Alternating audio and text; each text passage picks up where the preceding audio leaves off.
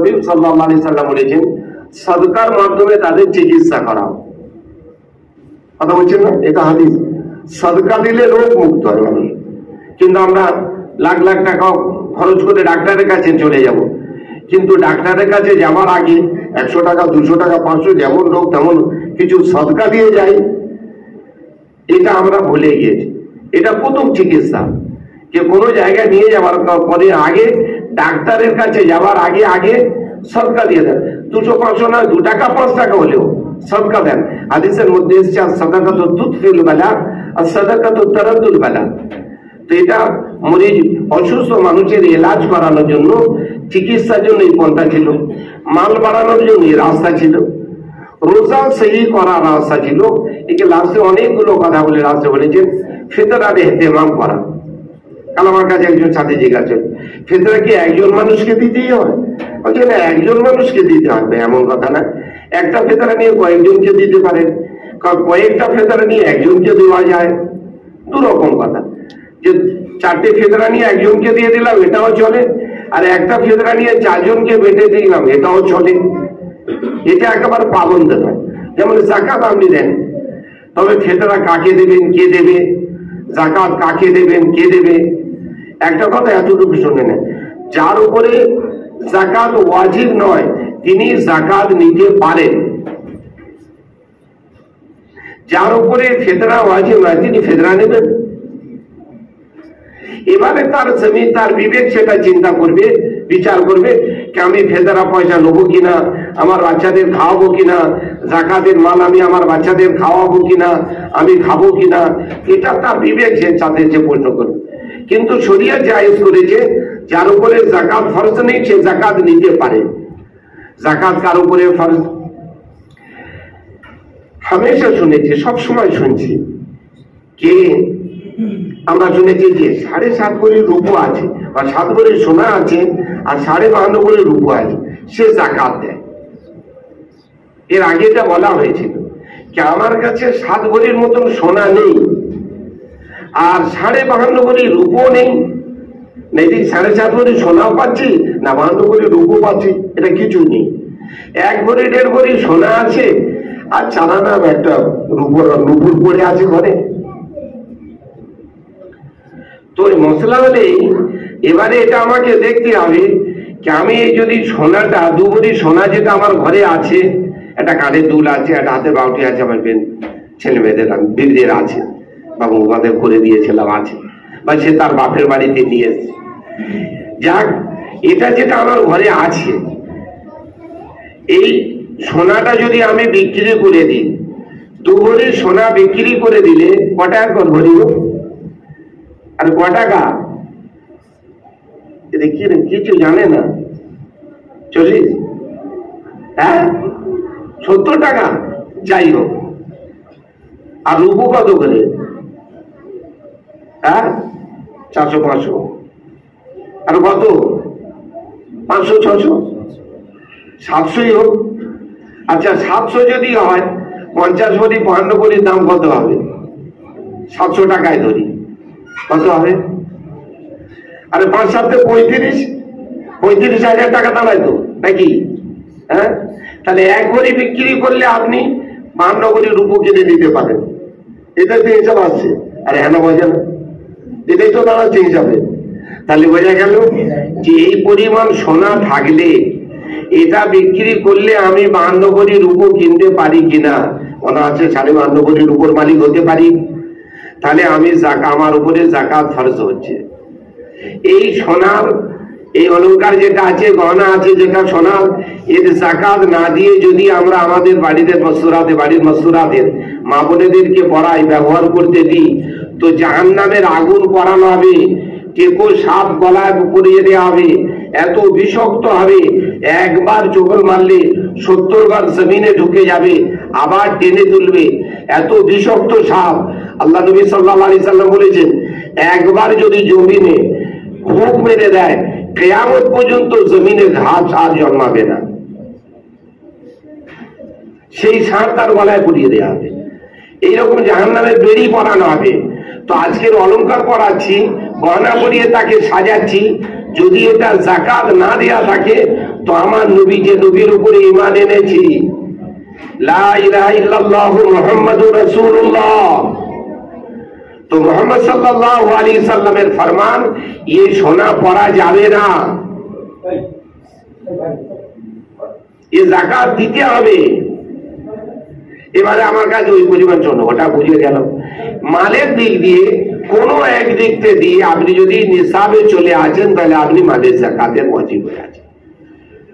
এবারে মাল হলানে হল, ওই পরিমাণ মাল হলানে হল মানে বছর রোটেশন যদি হয়।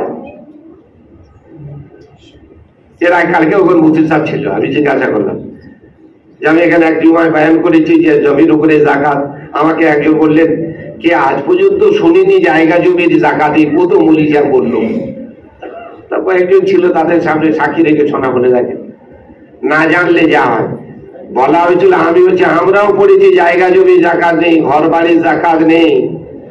তবে যেটা বলেছি ভালো করে শুনে নেন, জায়গা জমির যাকাত নেই, কিন্তু যে জায়গাটা চাষবাস হয় না, আমি এখন কোনো ব্যবহার করছি না, আমি একটা জায়গা পুঁজি আটকে দিলাম, একটা প্রপার্টি কিনেছি, একটা ল্যান্ড কিনেছি, জমি জায়গা কিনে নিয়েছি, পরবর্তীতে পুঁজি মানে দাম বেড়ে যাবে, পুঁজি ইনভেস্ট করেছি, টাকা জাম করে দিলাম, এই জায়গার উপরে যাকাত ফরজ। এইরকম যতগুলো জায়গা জমি আপনি কিনে রেখেছেন তার হিসাব করে, এখন আমি 2000 টাকায় কিনেছিলাম, 10,000 টাকা দাম, ওটা বলছি না, আমার যেটা ওখানে ইনভেস্ট হয়েছে, যেটা পুঁজিটা আমি লাগিয়ে রেখেছি,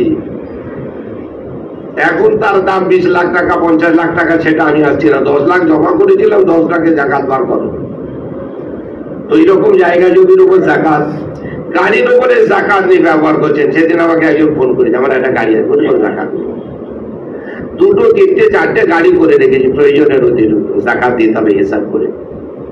বাড়ির উপরে যাকাত নেই, এর আগে বারে বলেছি না, গত সপ্তাহ আমি অন্য জায়গায় বয়ান করেছি, তার আগে কথা আসেনি, তার 2 সপ্তাহ আগে বয়ান করেছিলাম।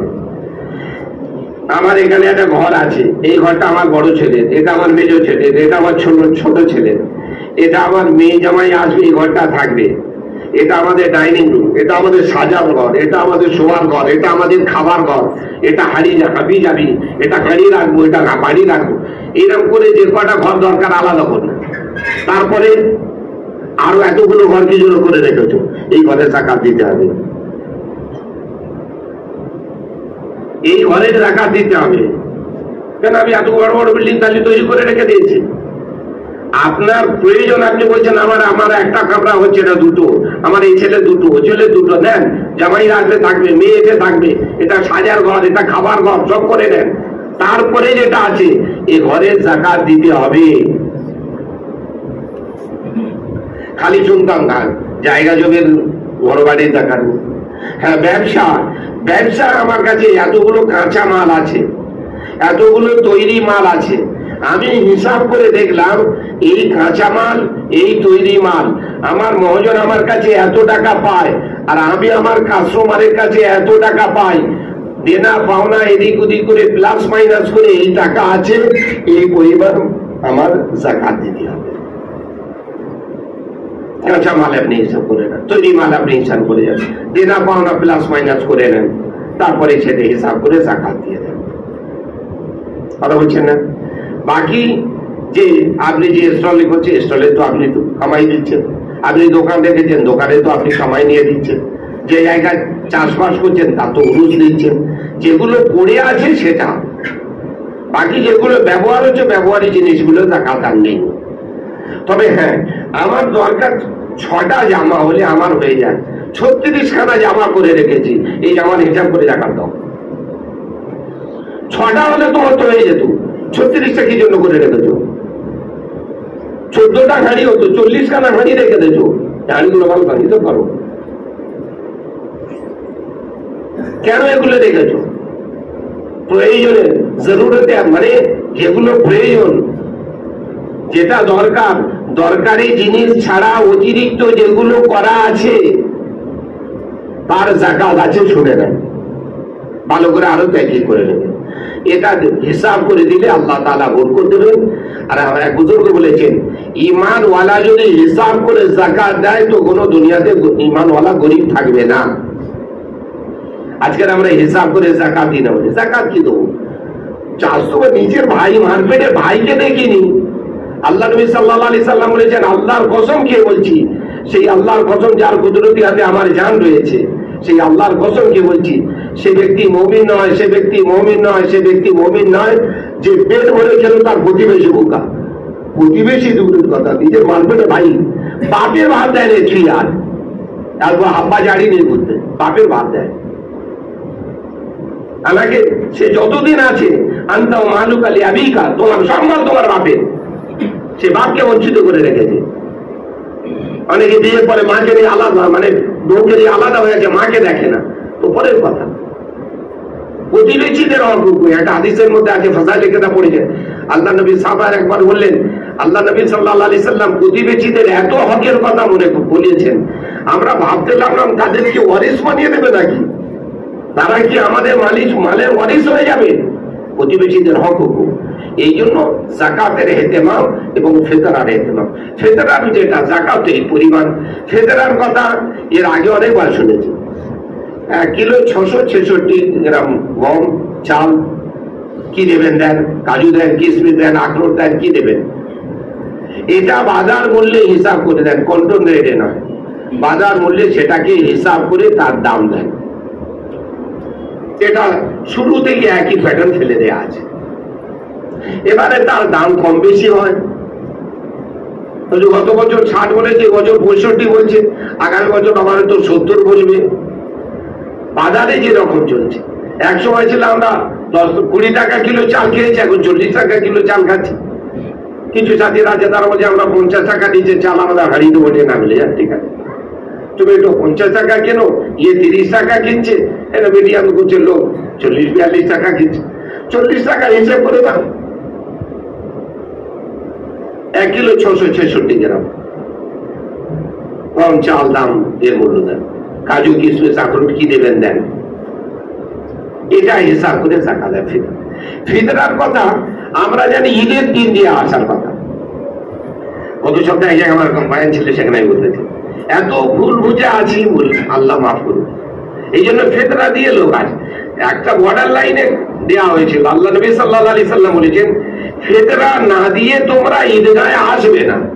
এ ভাবলো ফিতরা দিয়ে নামাজ পড়তে যেতে বলে, এখন থেকে ফিতরা দিয়ে দেন, আদায় হয়ে যাবে।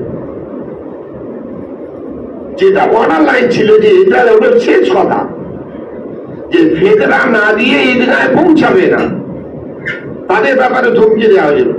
ফিতরা দিয়ে ঈদের নামাজে আসতে চায়, ফিতরা এখন থেকে দিয়ে দেন। আর আগেই বলেছি, একজনকে দেন, ভাগ করে দেন, একের অধিক দিয়ে দেন, 3-4টে ফিতরা একজনকে দিয়ে দেন, কোনো অসুবিধা নেই। প্রতিবেশীদের হক হুকুম দেখেন, খুনির ইশরা যাদের আছে নিজের মার্কেটে, তাদেরকে যাকাতের পয়সা আপনি দেবেন, খুনির ইশরার সঙ্গে চলে। আল্লাহ তাআলা ওয়াকাদে ভালো মাল তাদের দেন, ভালো মাল তাদের দেন, আল্লাহ মালে বরকত দেবেন। প্রতিবেশীদের হক হুকুম খেয়াল রাখবেন, প্রতিবেশীদের হক হুকুম খেয়াল রাখবেন। এই যে আল্লাহ তাআলা বাড়াবেন, হজের উপর হজ, উমরার উপরে উমরা হচ্ছে। আমি এর আগে বলেছি, হুজুকে মুসলমান হয়, যেখানে দিলে নাম হয় সেখানে খরচ করে, যেখানে নাম নেই সেখানে থাকে না। আল্লাহ নবী বলেছেন, খুফিয়া দান, গোপন সদকা আল্লাহর গুসাকে ঠান্ডা করে, গোপনে দান করুন। এই যা বলে এমন দেবে যে দানা দেবে মা জানবে না, কথা বুঝছেন না? দানা দেবে মা জানবে না, লুকিয়ে দিচ্ছে কিন্তু বলে বেড়াচ্ছে, এটা না নেই, এটা কি দুটো জানাচ্ছে না, মানে কেউ জানতে না পারুক। কতবার দেখছি কিছু মানুষ এমন আছে, চাল ডাল গম তার সঙ্গে টাকা দিয়ে লোকের বাড়ি বাড়ি পৌঁছে যাচ্ছে। আপনি আমি চিন্তা করি, আমরা আমাদের মহল্লাবাসী 10 কিলো চাল দিয়ে তার ভিতরে 200-2000 টাকা নিয়ে কারো বাড়িতে, আমার ছেলেকে বলি যে অমুকের বাড়ি এটা দিয়ে আয়, অমুক বাড়িতে দিয়ে আয়, তোর অমুক 400 ভাই থাকে, আমার অমুক 400 ভাই, আমার বোধ হয় এখানে দিয়ে এটা, নিজের ছেলেকে বুঝিয়ে দেয়। হযরত ওমর নিজের মাথায় করে নিয়ে দিয়েছিলেন, বয়ান বহুত সহজ। নিজেরা ঠান্ডা মাথায় চিন্তা করি, বিচার বিবেচনা করি, যাকাত ফিতরা দিয়ে আলাদা, ইসার আমদারদের মামলা আমিরুল মুমিনিন নিজে মাথায় করে দিয়েছিলেন। আমরা কি কোনোদিন মানে 2000 টাকা তার ভিতরে ঢুকিয়ে দিয়ে খালি শুনেছি হাজার হাজার টাকা মানে আটার বস্তায় দিয়েছে, এখানে বস্তা ফেড়ে ফেড়ে আলে না, কত অকেয়া শুনেছেন, কবে করেছে। এই দুটো শাড়ি আছে, এই দুটো লুঙ্গি আছে, ওখানে দেয়া। এর আগে বলেছি যাকে যাকে যাকাতের পয়সা দিয়েছেন তার কাছে কোনো জিনিসের আশাবাদী হবেন না। তাদের বাড়িতে খাওয়া হচ্ছিল, দুটো শাড়ি পাঠিয়েছি, দুখানা লুঙ্গি পাঠিয়েছি, কিছু টাকা পাঠিয়েছি।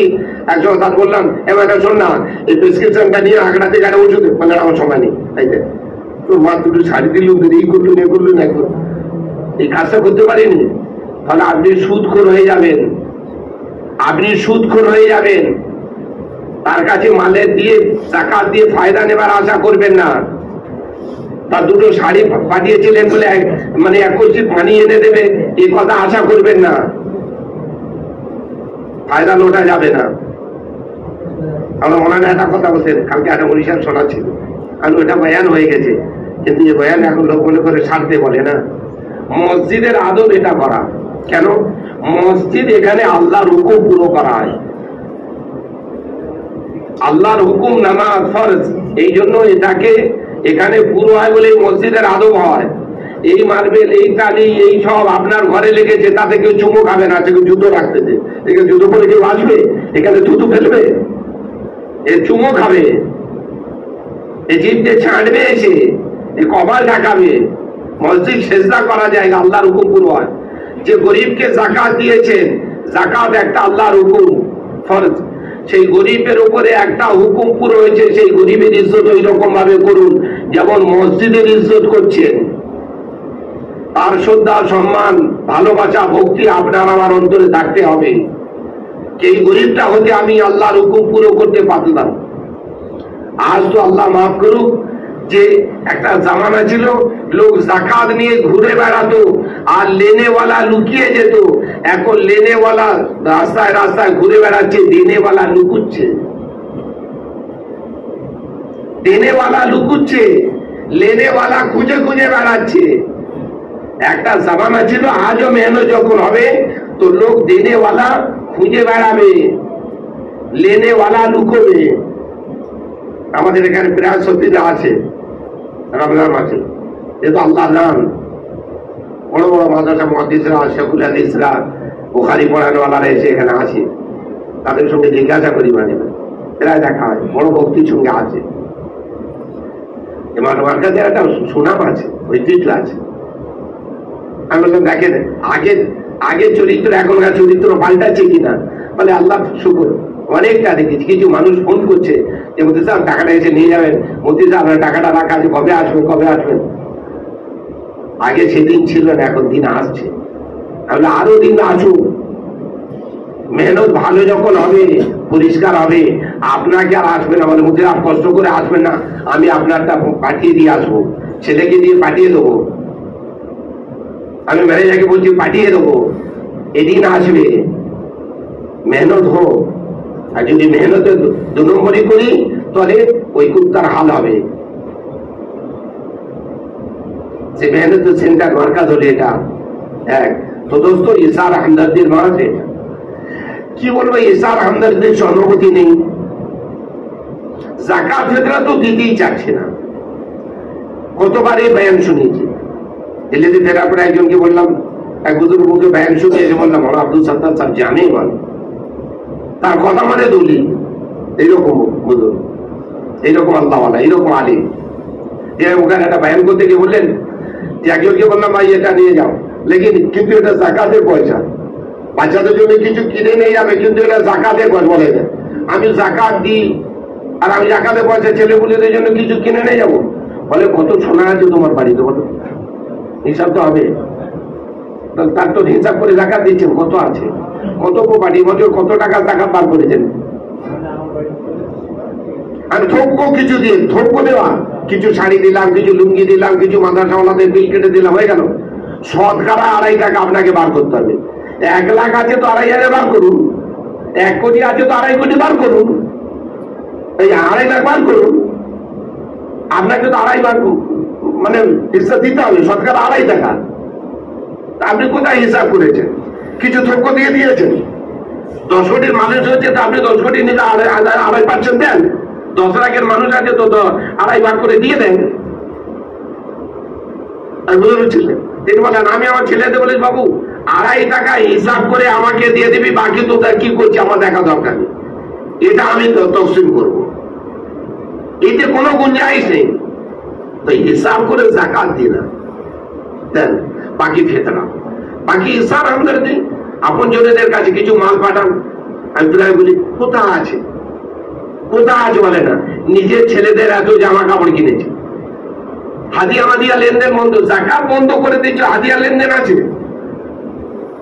কেউ বলে গরিব বলে তাকে পাঠান, গরিব হজরজি গরিব, হজরের কাছে লোক পাঠায়, আল্লাহওয়ালাদের কাছে পাঠায় যে আমার পোশাক পরে ইনি নামাজ পড়বে, এত বড় বছর ইমানদারদের লোক দেয়, ইমানদারকে ফকির মনে করে দেয়। আমার টাকা লুঙ্গি পরে ইনি নামাজ পড়াবে, এই ইমাম ইনি নামাজ পড়াবে। এই ছেলেদের এত জামা কাপড় কিনে যেভাবে কটা লুঙ্গি পাঠিয়েছ, কটা লুঙ্গি পাঠিয়েছ, আমাদের কটা কাপড় পাঠিয়েছ, বলে আমরা তো মাইনে দিই, হ্যাঁ মাইনে দিয়ে এহসান করেছো, ঈশার হামদর্দি যার পিছনে নামাজ পড়বো ইক্তেদা করবো তার পিছনে একটা দুটো লোককে দেখি জীবন সাহেব অজিন সাহেব একটা কাপড় পাঠায়। আর আমাদের এলাকার লোকের ধারণা আছে কেন ওরা মুঠ হয়ে যায়, চন্দ্রনগর মার্কারি ইমাম সাহেব অজিন সাহেবের মনে হয় গাঁটবি হয়ে যায়, কেন ওখান থেকে লোক সব এ কথা শুনে যাচ্ছে, তারা এটা দেওয়া শুরু করে যায়, মার্কাজের লোকেরা তাহলে ইমাম সাহেবদের গাঁটবি বেঁধে দেয়, লুঙ্গির গাঁটবি নিয়ে আসে মনে হয়, কটা আমরা দিয়েছে দেখি। এই আবেগাদের জন্য মুসাফা হয়, লোক মনে করে এখানে তো ফ্রিতে পড়াতে হয়, মুসাফার মনে হয় এখানটা টাকা ঢের লেগে যায়। মুসাফার পরে জিজ্ঞাসা করে বলে 1200, কবে 700, বলে কত 600, হাইরে খোদা কোথায় এসছি, নামে তার পুকুর ঘটি ডোবে না, এই সীমাটা যেখানে লোক যান বলে হ্যাঁ কিনা হচ্ছে, এখান থেকে লোক নিয়ে চলে গেল। ফল হইয়াছ শুরু পাউনি রস, হাইরে ফলের ঝুড়ি, লক্ষ বছর ঝরনায় ডুবে পায় না রস মুড়ি, এই সীমাটা। তবে একটা জিনিস হয়েছে, লোক আছে দিনদারিতে নিয়েছে, এখানে আওয়াজ লেগেছিল, এখানে আমরা ঈদের সময় মাইক বন্ধ করে দেবো, আল্লাহর ফজলে এখানকার লোক সেটা যখন নিয়েছে, কমিটি সেটা মজবুতির সঙ্গে নিয়েছে। কমিটির কালকে বললাম যে না আপনারা নেবেন না, আপনারা আমার ছেলেরা, তাদেরকে আমরা বলি নে বাবু ওই চাঁদ রাত সব থেকে মোবারক রাত, সব থেকে বরকতপূর্ণ রাত, সবে কদরের থেকে ফাসাইল বেশি বয়ান করেছি, ওই রাতে একদম চলবে না, লাইলাতুল জায়জা প্রতিদানের রাত, আসমানের সমস্ত ফেরেশতাদের জমিনে পাঠিয়ে দেওয়া হয়, যা ছোড়ো আরশ ছোড়ো ফরশে পর যাও, আরশ ছেড়ে দাও ফরশে যাও। আরে আরশ ধরেছিলাম কি করব, বলে ঈমান আমার উম্মতের রোজাদাররা আজকে রাতে যারা আমিন আমিন করছে তাদের হাত ধরে নাও, তাদের দোয়ায় আমিন আমিন করবে, তারা আরশ ছেড়ে ফরশে চলে এসেছে, আমাদের আওলাদরা তাদের ড্যান্স লাগাচ্ছে, তাদের বক্স বাজিয়ে শোনাচ্ছে, বলায় আল্লাহর বদলে অনেকটা পুরো এলাকায় প্যান্ডেল ট্যান্ডেল হচ্ছে, ঠিক আছে খুব ভালো লাইটিং হচ্ছে, কিন্তু বক্স গুলো বন্ধ হয়েছে, এর প্রতিদান আল্লাহ তাআলা আপনাদের দেবেন, খায়রের জরিয়া বানিয়েছে। এটা যদি কাবুতে এসে যায় আমাদের পরের জেনারেশন একের পর এক একের পর এক আসবে, যতদিন এই খায়র এলাকা চলবে আপনি আমি মানে মাধ্যমে যাবো জরিয়া সওয়াব পেতে থাকবো কবরে শুয়ে শুয়ে। আর যদি আমাদের জীবন দশা এগুলো হয়, কবরে শুয়ে শুয়ে পেটাই খেতে হবে, যেমন আওলাদ রেখে এসেছে ড্যান্স দিচ্ছে ধুমে দেবে, করার কিছু থাকবে না। এই জন্য এখন করি আদাল্লু আলা খাইরি কাফাইলিহি, আপনি আমি চলে যাব কোন খায়রের রাস্তা চলেছে, যতদিন এই খায়র চলবে সওয়াব পেতে থাকবো। আর আমার আপনার দ্বারা যদি কোনো অন্যায় কাজ হয়, ক্ষমতা থাকা সত্ত্বেও এতটুকু আছে তবুও রোকার চেষ্টা করিনি, তো মেরে ধরে দেবে। এখনো করতে পারি, ঠুটো জগন্নাথ হয়ে বসে থাকবো, হ্যাঁ কি করবো, হ্যাঁ এখন সে ছেলে কামিয়ে দিচ্ছে, আমি আর কি করবো, এবার বাপ বেটা হয়ে গেছে, ছেলে বাপ হয়ে গেছে, কি করবো, সে কামিয়ে দেয়। হ্যাঁ রে আমাদের জীবনে দেখো খেলাফের সুন্নত কথা বলিয়েছে, হয়তো তখন নিজের ছেলেকে বলেছেন আমার তো তোর জানাজায় আমি যাবো না, মন পর্যন্ত কথা বলতে চায়নি, বলছে জাবান কেটে নেবো নবীর খেলা বললে, তার বললে না এটা নজির হয়ে যাবে, বলে হ্যাঁ এটা আমি দেখাতে চাই যে শরীয়তের বিরুদ্ধে যদি কাজ করে তো আমি নিজে হাতে তার জাবান কেটে দিতে চাই। তা আছে এই জন্য খায়ের অনেক আল্লাহর ইচ্ছা হয়েছে, এলাকার মধ্যে বংশগুলো বন্ধ হয়েছে, ছেলেটা মাশাআল্লাহ দিনদারিতে আসছে, ওই রাতের ইহতেমামও করি। আর তারপরে এখানে শবে কদর, মানে শবে কদরকে কেন্দ্র করে চতুর্দিকে লোক জানে 27টাই হলো শবে কদর। এই ফজিলত এবার শুনেছি যে রমজান যদি 30-এ হয় বেজোড় রাতে তালাশ করো, রমজান যদি 29-এ হয় তাহলে জোড় রাতে তালাশ করো। 30 হবে কি 29 হবে জানি না, সব মাদ্রাসাওয়ালারা লিখে দিয়েছে যে চাঁদ দেখে রোজা রাখো, চাঁদ দেখে ইফতার করো। কথা বুঝছেন না? তাহলে কি হবে? এই জন্য আখিরি আসরার এতেকাওয়ালারা আছে। আমরা এতেকাব করতে পারি কমসে কম, খুব কান্নাকাটি করি, লোক ওটা 27-এ ধরে থাকে, সব জায়গায় 27-এ খতম হয়। আমরা আমাদের মার্কাতে বললাম আমরা সুন্নত যেটা, সেটা হলো পুরো রমজানে খতম পড়া সুন্নত। তাহলে আমরা 27 নয় 29 হয়, বাইতুল্লাহ 29 হয়, আমাদের নিজামুদ্দিন মার্কাজে 29 হয়। আমরা আমাদের চন্দ্রনগর মার্কাজে এলাকার সব লোক 27-এ খতম করে, আমরা আমাদের 29-এ খতম করি। এটা দুটো সুন্নত জিন্দা হয়, পুরো মাস কোরআন পড়া হলো আর এই দুটো সুন্নতিতে জিন্দা হয়। আর তা নাহলে 27-এ করলে একটা সুন্নত জিন্দা হয়। এই জন্য 29 হয়। 29 যদি হয় আগামী সোমবার দিন রাতে, দিনগত রাতে আমাদের এখানে খতম তারাবির দোয়া হবে, ওটা হলো 29-এ রাত পড়বে। আর 27 দেখলে তাহলে আপনি শনিবার দিনগত রাতে 27 দেখবেন, সবকটা রাতে তালাশ করুন, খুব কান্নাকাটি করুন। আমাদের এখানে খতম তারাবি হচ্ছে, তার দোয়া হবে 27-এ নয় 29-এ রাত, সেটা হলো আগামী সোমবার দিন রাতে। খুব ভালো, শনি রবিবার হাট করে না, সোমবার এসে, ঠিক আছে। হ্যাঁ, তারপরে ঈদের নামাজ, চাঁদ রাতের তো ব্যবস্থা আগে থাকতে কোনো লাইটিং টাইটিং খুব করো, মাইক টাইক বক্স না যেন বাজে। আমার আল্লাহ যদি করে আমার দিল কাঁপবে, আমার কলিজে ব্যথা লাগবে, তাদের আগে বলবো আমার কামাই নিয়ে এটা হতে দেবো না, আমার চোখের সামনে এটা হতে দেবো না। সবাই চেষ্টা করলে হবে।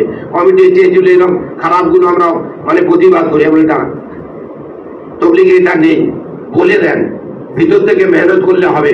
সবাই আমরা চেষ্টা করি, দোয়া করি, এটা হবে। আগের তুলনায় পুরো এলাকা অনেকটাই বন্ধ হয়েছে, সব জায়গায় কান ডাকা যেত না, এখন সব বন্ধ হয়েছে। আর একটু চেষ্টা করলে পুরো বন্ধ হয়ে যাবে।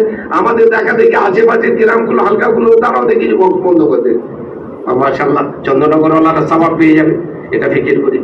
ঠিক ওই রকম ঈদের নামাজ, চাঁদ রাত হলো মসজিদ পরিষ্কার পরিচ্ছন্ন, এখানে একটা কমিটি বানানোর জন্য মসজিদ পরিষ্কার পরিচ্ছন্ন করে রাখবে, কোথায় খুঁজে পাওয়া যায় না। খালি কমিটিতে আমার নাম আছে যেতে চাই, সবাই মিলে ধোয়াধুয়ি করে জকাজ করে না, এটা কেয়ারটেকারে কিছু করবে। আসছিল বলছিল আমি কেয়ারটে গড়া কামাইনি, মাইনের জন্য নয়, প্রত্যেকে দিলে তামার নাম, এটা আল্লাহর ঘর আমি পরিষ্কার করবো। এর থেকে বড় খুশি নসিবি কি? আমি অনেক বড় বড় আমাদের এখানকার এলাকার বড় লোকদের দেখেছি, জমা দিলে নিজে হাতে খাবার, ডিস নিজে হাতে ধোয়, তারা পরিষ্কার করে।